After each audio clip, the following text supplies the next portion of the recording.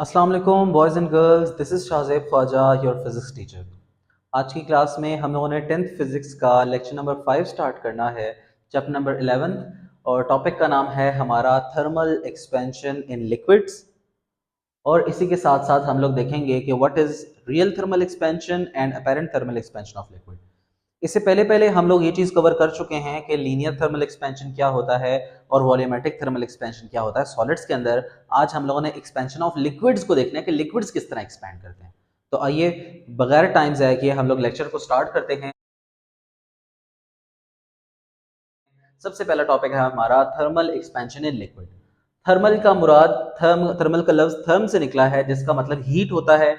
Expand का मतलब फैलना, और लिक्विड लिक्विड जो चीज फ्लो कर सकती है दैट इज लिक्विड। बेसिकली वो चीज फ्लो करने वाली चीज को लिक्विड बोलते हैं। बेसिक प्रॉपर्टीज आपको ऑलरेडी पता होंगी, जिस तरह पानी एक लिक्विड है। तो लिक्विड्स को जब आप हीट प्रोवाइड करें, अगर वो फैलना स्टार्ट हो जाए तो हम लोग उसको थर्मल एक्सपेंशन ऑफ लिक्विड बोलते हैं। ठीक है, जिस तरह सॉलिड्स एक्सपैंड करते हैं ना, सेम टू सेम लिक्विड्स भी वैसे ही एक्सपैंड कर रहे होते हैं।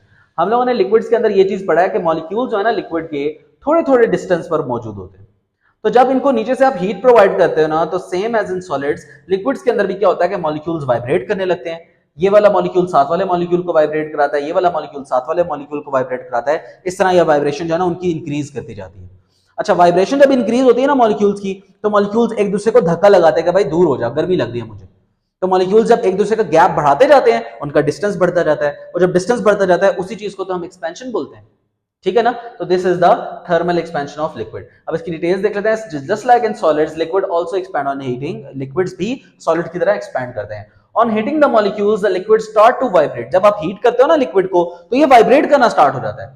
And stone start to push each other away, और मॉलिक्यूल्स को दूर दूर करना स्टार्ट कर देता है। as the distance between the molecules increases the liquid expand। जैसे जैसे मॉलिक्यूल्स का डिस्टेंस बढ़ता जाएगा लिक्विड एक्सपैंड करता जाएगा। Simple as that. अच्छा, liquid expands more than solids. अब सॉलिड की निस्बतन जो है ना लिक्विड ज्यादा एक्सपैंड करेगा। क्या रीजन है उसकी? क्योंकि लिक्विड्स के अंदर सॉलिड की निस्बतन लिक्विड्स में इंटरमोलिकुलर फोर्सेस ज्यादा वीक होती है, ये रीजन है। ठीक है, क्योंकि intermolecular forces of liquids are weaker than the solids. कम जोर से झगड़ा हुआ होता है मॉलिक्यूल्स ने एक दूसरे को, दैट्स व्हाई डिस्टेंस बढ़ जाता है। जब डिस्टेंस बढ़ेगा तो एक्सपेंशन भी ज्यादा होगी। तो ये चीज थी। आई होप समझ आ गया होगा कि थर्मल एक्सपेंशन ऑफ लिक्विड क्या है। जिस तरह सॉलिड एक्सपैंड करता है same as it is liquid भी एक्सपैंड उसी तरह कर रहा होता है। मॉलिक्यूल्स वाइब्रेट करते हैं, वाइब्रेट करते हुए एक दूसरे को पुश अवे करते हैं। जब पुश करेंगे डिस्टेंस बढ़ेगा, एक्सपेंशन हो जाएगी। लेकिन लिक्विड्स के अंदर एक्सपेंशन जो है ना वो दो अलग अलग तरह की होती है। एक होती है रियल थर्मल एक्सपेंशन, एक होती है अपैरेंट थर्मल एक्सपेंशन। क्या फर्क है जी? अब आप एक चीज का ध्यान रखो कि हम लोग ना लिक्विड्स को डायरेक्ट हीट नहीं कर सकते। ठीक है, उसके लिए किसी न किसी कंटेनर की जरूरत पड़ेगी। इसी बुनियाद पर हम लोग लिक्विड्स को दो तरह की टाइप्स में डिवाइड कर सकते हैं। एक है रियल थर्मल और एक है अपैरेंट थर्मल। जरा देखिए रियल थर्मल एक्सपेंशन के अंदर क्या है। अब इस रियल थर्मल एक्सपेंशन को ना इमेजिन इस तरह कर लें जिस तरह के क्लाउड्स हैं। क्लाउड्स के अंदर वाटर मॉलिक्यूल्स तो मौजूद होते हैं ना, ये चीज आपको पता है। अगर सूरज उसके ऊपर डायरेक्ट हीट डाल रही है, क्लाउड हवा में है, मतलब वाटर मॉलिक्यूल्स हवा में है, उनके ऊपर डायरेक्ट हीट पड़ी है, तो अगर वाटर मॉलिक्यूल एक्सपैंड करने लगेंगे ना, that is real thermal expansion.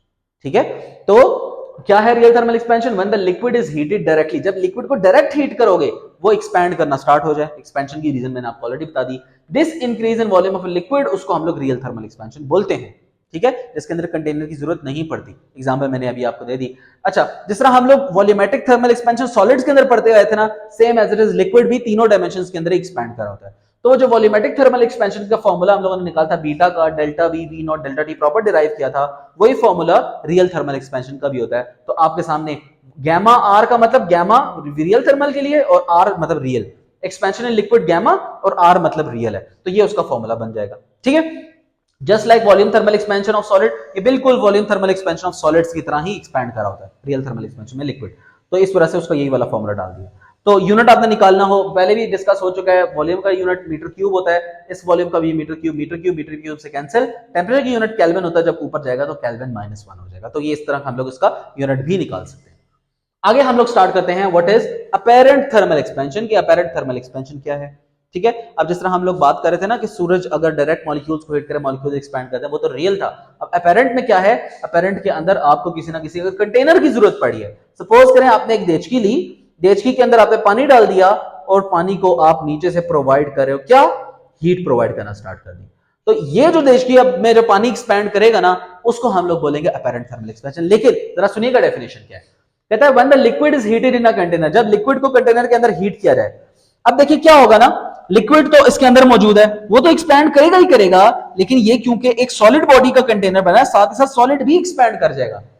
लेकिन अपेरेंट थर्मल एक्सपेंशन के अंदर आपने ओनली कंसिडर करना है अंदर वाले लिक्विड को, बाहर वाले कंटेनर को ना कंसिडर करते रहना, उसका कोई सरोकार नहीं है, उसकी एक्सपेंशन आपने नहीं देखनी, क्योंकि सॉलिड की एक्सपेंशन हम नहीं पढ़ रहे, हम पढ़े हैं apparent thermal expansion of liquid. उसमें क्या है, लिक्विड को हीट करना पड़ता है कंटेनर के अंदर। अब कंटेनर के अंदर करोगे, कंटेनर भी एक्सपैंड करेगा, लिक्विड भी एक्सपैंड करेगा। अगर you are considering only the expansion of a liquid, तो उसको हम लोग अपेरेंट थर्मल एक्सपेंशन बोलते हैं। जरा डिटेल देखें, कहता है when the liquid is heated, जब लिक्विड को हीट करेंगे कंटेनर के अंदर, the apparent expansion of liquid, तो ये लिक्विड एक्सपैंड करने लगेगा without considering the expansion of container. लेकिन कंटेनर की एक्सपेंशन को आपने कंसिडर नहीं करना, उसको हम लोग अपैरेंट थर्मल एक्सपेंशन बोलते हैं। सेम एज इट फार्मूला जो रियल थर्मल एक्सपेंशन का था, अपैरेंट थर्मल एक्सपेंशन का भी है, फर्क सिर्फ क्या आ गया, गामा के साथ ए का निशान लगा हुआ है। यूनिट आपके सामने लिखा हुआ है, ऐसा यूनिट इज केल्विन -1, वही है वॉल्यूम का, इसके साथ कैंसिल हो जाता है, टेंपरेचर जब ऊपर जाएगा केल्विन -1 बन जाएगा। इस तरह करके हम लोग उसका यूनिट भी डिराइव कर सकते हैं। बड़ा इजी टॉपिक्स हैं, कोई कॉम्प्लेक्सिटीज नहीं है, आप इजीली कवर कर सकते हैं। नोट्स आपके सामने मेंशन हुए हुए हैं, आप चाहें तो यहीं से प्रिपेयर कर लें, ठीक है, सारी डिटेल्स इसके अंदर मेंशन है। तो आज के लेक्चर में हमने पढ़ा what is thermal expansion of liquid. जिस तरह सॉलिड्स एक्सपैंड करते हैं, हीट करते हैं, मॉलिक्यूल्स एक दूसरे को धक्का लगाते हैं, लिक्विड्स के अंदर भी यही होता है। इवन लिक्विड्स के अंदर ज्यादा होता है बिकॉज मॉलिक्यूलर फोर्सेस वीक हैं, तो वो मॉलिक्यूल्स एक्सपैंड अगर करना स्टार्ट हो जाए, डिस्टेंस बढ़ाना स्टार्ट हो जाए, उसको हम लोग थर्मल एक्सपेंशन ऑफ लिक्विड बोलेंगे। दो तरह की होती है, रियल एंड अपेरेंट। रियल के अंदर आप डायरेक्ट लिक्विड को एक्सपैंड कर रहे हो, हीट करके एक्सपैंड कर रहे हो, और अपेरेंट के अंदर कंटेनर के अंदर आपने करना है हीट अप, लेकिन you will only consider the expansion of liquid inside the container, container की एक्सपेंशन को कंसिडर नहीं करना। ये होता है apparent thermal expansion। I hope lecture समझ आया है। कोई चीज अगर नहीं समझ आती तो आप लोग कमेंट सेक्शन के अंदर पूछ भी सकते हैं। Thank you so much.